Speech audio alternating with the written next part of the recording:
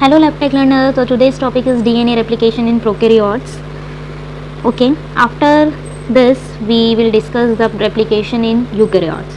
Synthesis of DNA from DNA is termed as replication. DNA is carrier of genetic information, all the information which is stored in the DNA. Okay. During cell division, DNA is copied by replication and transmitted to daughter cells. Definition क्या है भाई इसकी? अब replication हम बोलते हैं कि एक से दो डॉटर सेल बनी, डॉटर सेल से कैसे हमारी इन्फॉर्मेशन लाइक आरबीसीज है वो डिवीज़न करती हैं, आरबीसीज कैसे डिवाइड हो रही है, रेप्लिकेट कैसे करती हैं सारी सेलें। तो यही चीज़ है, यही चीज़ पढ़नी हमें, ये रेप्लिकेशन का प्रोसेस होता कैसे है। ठीक है, हमारे पास ब्लड है, ओके, ब्लड कैसे बना। अब आरबीसीज है, आरबीसीज से पहले भी कोई स्टेजेस होती होंगी ना, अर्ली एरिथ्रोब्लास्ट, लेट एरिथ्रोब्लास्ट, नोमोब्लास्ट, ये सब क्या स्टेजेस है इससे पहले की, आरबीसी से बनने की पहले की stage, haemopoietic stem cells. Okay, उसके बाद यही रेप्लिकेशन जो है, ये रेप्लिकेशन का प्रोसेस किसी भी सेल में होता कैसे है इन प्रोकैरियोट्स। प्रोकैरियोट्स में हमारे क्या क्या आ जाते हैं? प्रोकैरियोट्स में हमारे क्या क्या आएंगे बताओ? प्रोकैरियोट्स में हमारे बैक्टीरिया आ जाते हैं ना, मेनली तो हमारे बैक्टीरिया होते हैं, तो प्रोकैरियोट्स में हमारे बैक्टीरिया आ गए।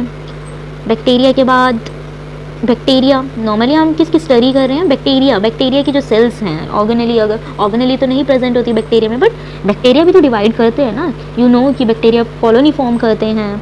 ठीक है, तो यही सब इस लेक्चर में हम पढ़ेंगे कि रेप्लिकेशन क्या है, कैसे इसका प्रोसेस होता है। ठीक है, तो स्टार्ट करें।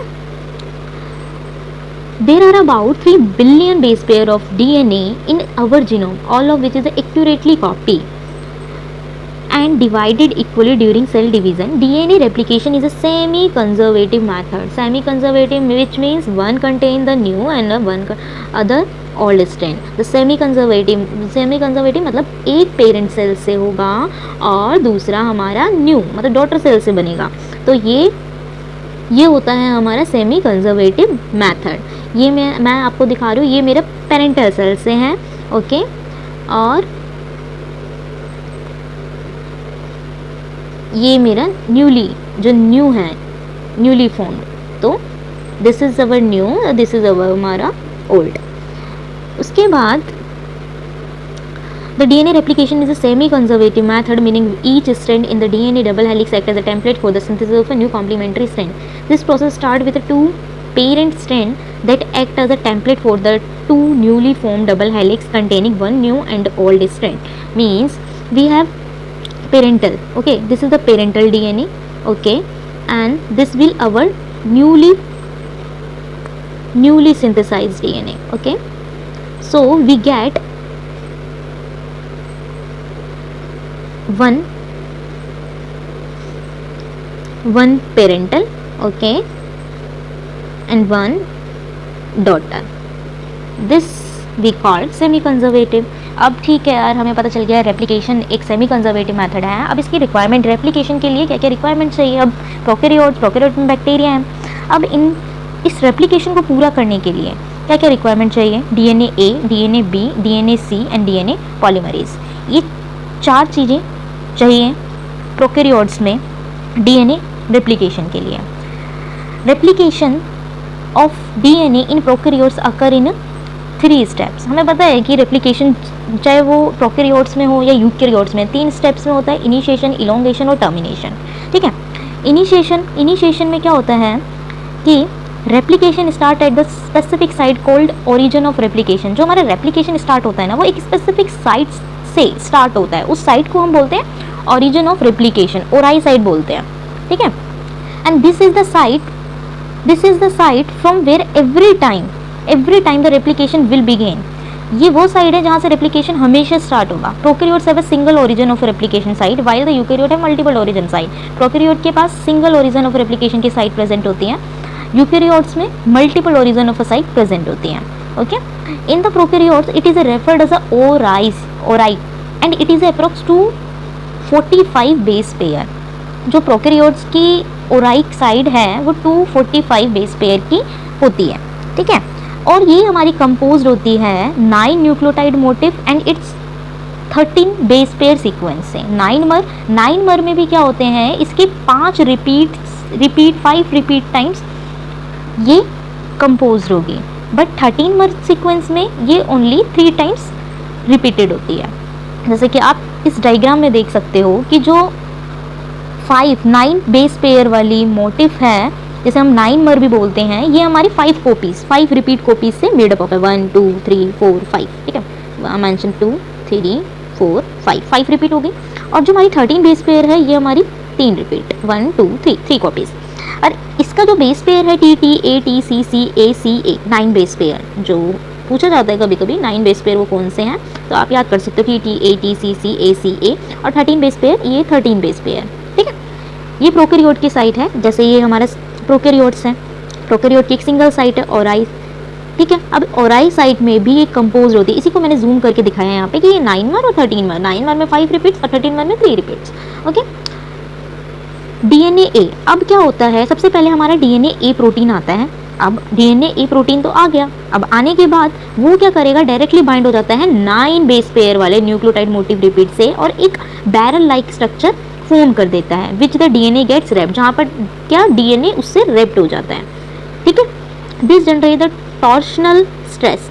अब ये तो ठीक है, डीएनए ए गया 9 मर वाली इस पे बाइंड कर गया, उसने बैरल लाइक स्ट्रक्चर फॉर्म कर दिया, डीएनए उससे रैप्ड हो गया और उससे हमारा टॉर्शनल स्ट्रेस जनरेट हुआ, which is responsible to melt the DNA at the region of 13 nucleotide motif repeats. तो इसी के कारण जो टॉर्शनल स्ट्रेस जनरेट हुआ, इसी के कारण जो डीएनए है हमारा मेल्ट होना स्टार्ट कर देगा at the region of 13 nucleotide motif repeat. यहाँ से ये मेल्ट होना स्टार्ट कर देगा। 13 मर, ये बाइंड कर दिया डीएनए और 13 मर वाले से ये मेल्टिंग स्टार्ट कर देगा, ठीक है।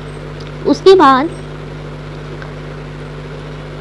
This process require the presence of histone like HU and HC protein to facility DNA bending and also required ATP। इस प्रोसेस को HU protein, histone like protein की ज़रूरत होती है और ऑल्सो इसको ATP की भी ज़रूरत होती है। नाउ डीएनए बी, अब क्या होगा, पहले डीएनए 9 मर से जाके अटैच हो गया, 9 मर से अटैच हुआ तो उसने टॉर्शनल स्ट्रेस को जनरेट किया, जिसकी वजह से 13 मर वाले जो रिपीट थे उसमें मेल्टिंग स्टार्ट हो गई। अब DNA B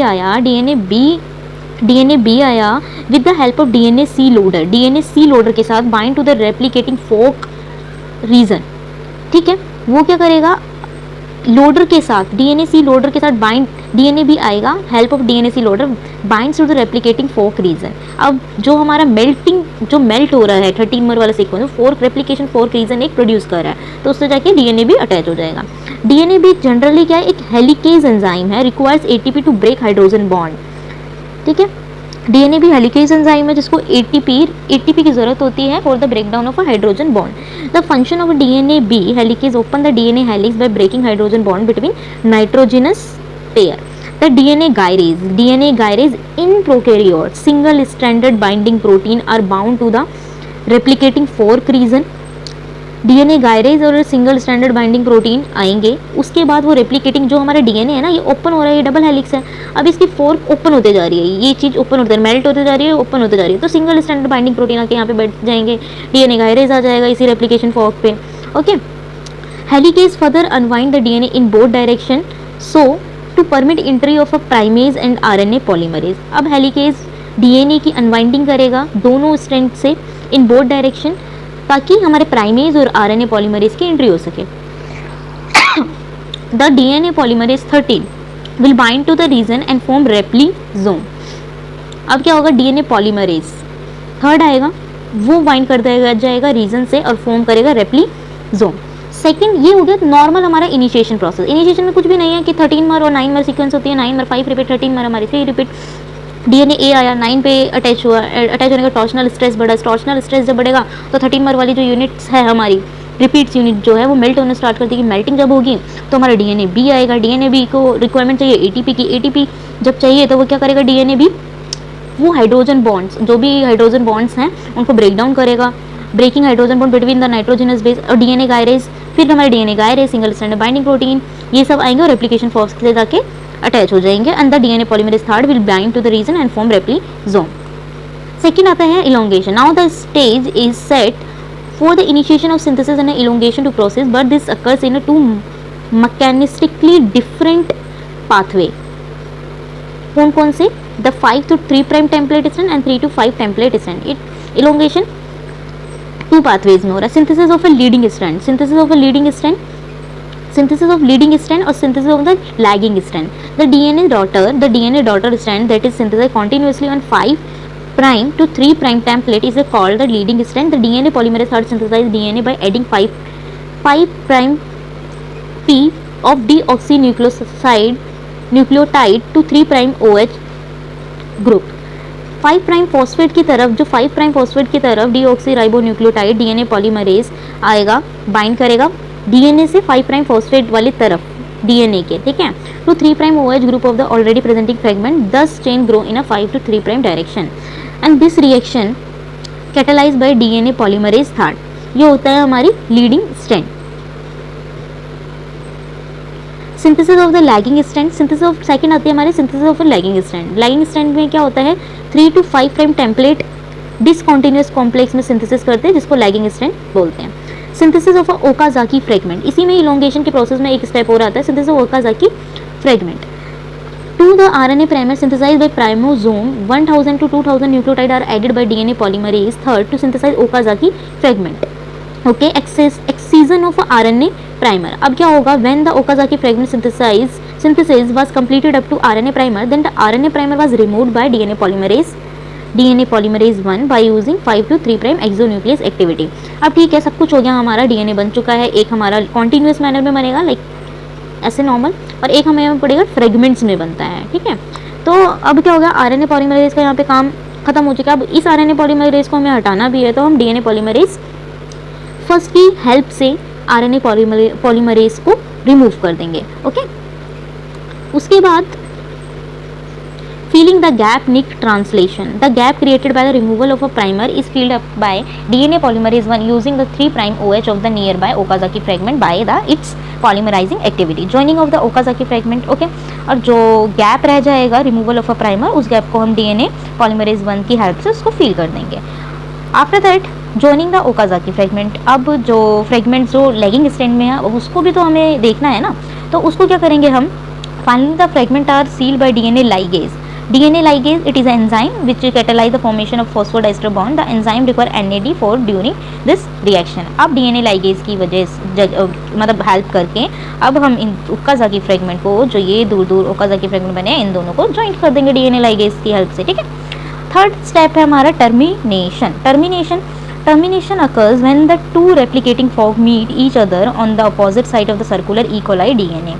termination site like A, B, C, D, E and F are found to present in a DNA. ये टर्मिनेशन साइट है सॉरी टर्मिनेशन साइट्स हैं जो कि प्रेजेंट होती है ई कोलाई डीएनए पे, A, B, C, D, E और F.